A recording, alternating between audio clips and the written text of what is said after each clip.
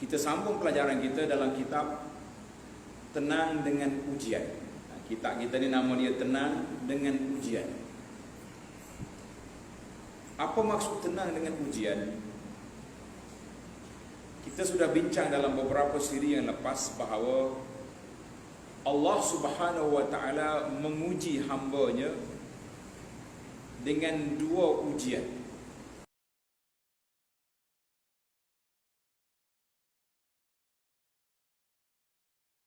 Ujian yang pertama disebut dengan nama ujian kesenangan.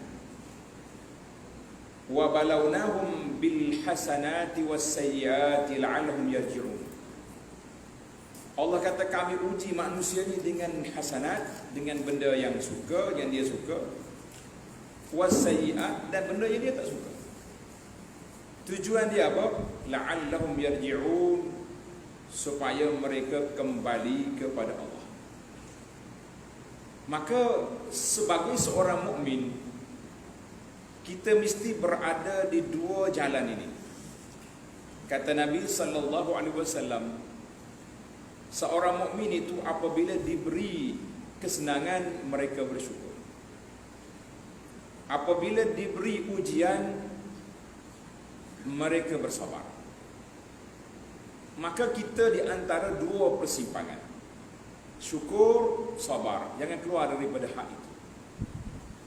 Jadi alhamdulillah para jemaah sekalian, tujuan nota yang ini ditulis Tenang dengan Ujian ini,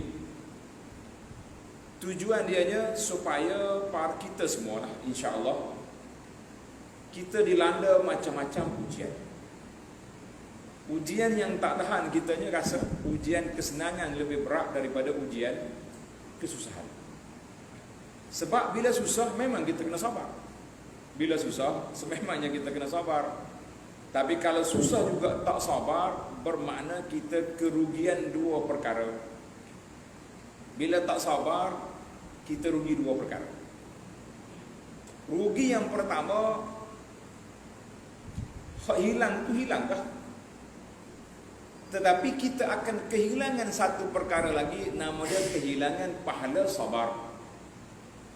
Maka bila berlaku dua perkara ini, kita rasa inilah yang patut kita bincangkan, patut kita perbesarkan supaya kita meraih dua-dua. Yang dunia kita hilang tapi akhirat tak hilang. Tapi kalau dunia juga memberi pulangan yang baik kepada kita, akhirat juga memberi pahala, kita kata itulah yang paling besar yang kita mengharapkan daripada Allah Azza wa Jalla. Baik para jemaah sekalian, perbincangan kita, sambungan kita di bab yang kedua, muka surat 11. Bab yang kedua, muka surat 11. 9 cara meraih sifat tenang. Betul sudah. 9 cara meraih sifat tenang. Maka bila kita kata kita nak mendapat ketenangan, ada 9 perkara. Yang pertama,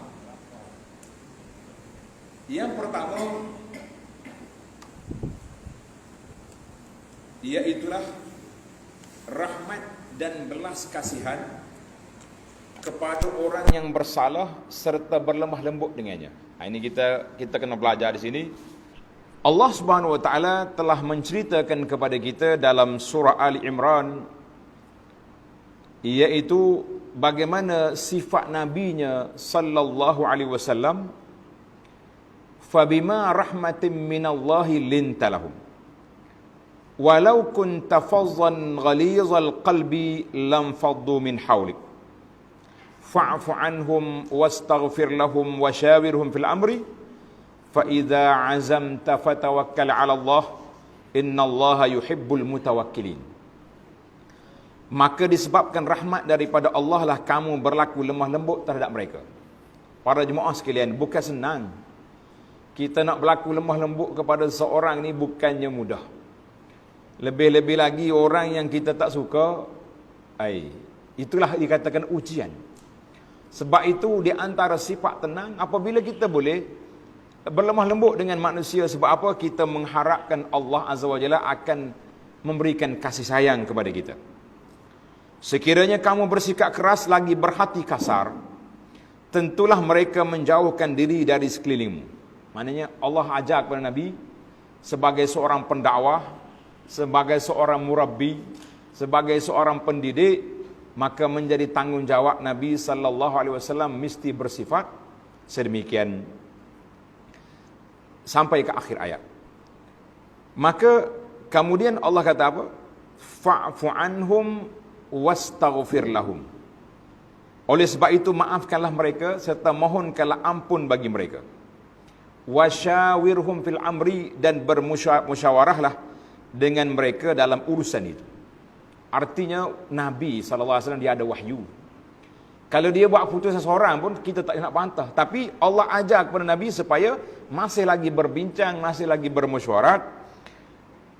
Fa iza azamta fatawakkal 'ala Allah. Ini prinsip. Apabila kita sudah berazam, kita sudah putus dalam mesyuarat kita, ketika itu jangan, orang Kelantan kata, jangan main keluk-kelek. Dah kita putuslah. Kita sudah berbincang panjang, tiba-tiba kita bermain-main, kita kata itu bukan cara yang diajar oleh Islam. Maka kita putuskan, kita tawakal. Innallaha yuhibbul mutawakkilin. Sesungguhnya Allah menyukai orang-orang yang bertawakal. Baik, dalam buku ini mengatakan bahawa golongan yang diarahkan untuk bermusyawarah itu ialah para sahabat Nabi radhiyallahu anhum yang mulia, iaitu kaum Muhajirin dan Ansar, golongan yang terawal daripada umat ini.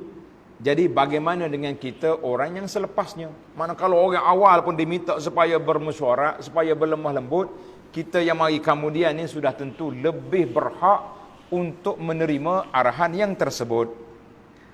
Baik. Seorang sahabat nama dia Abu Darda.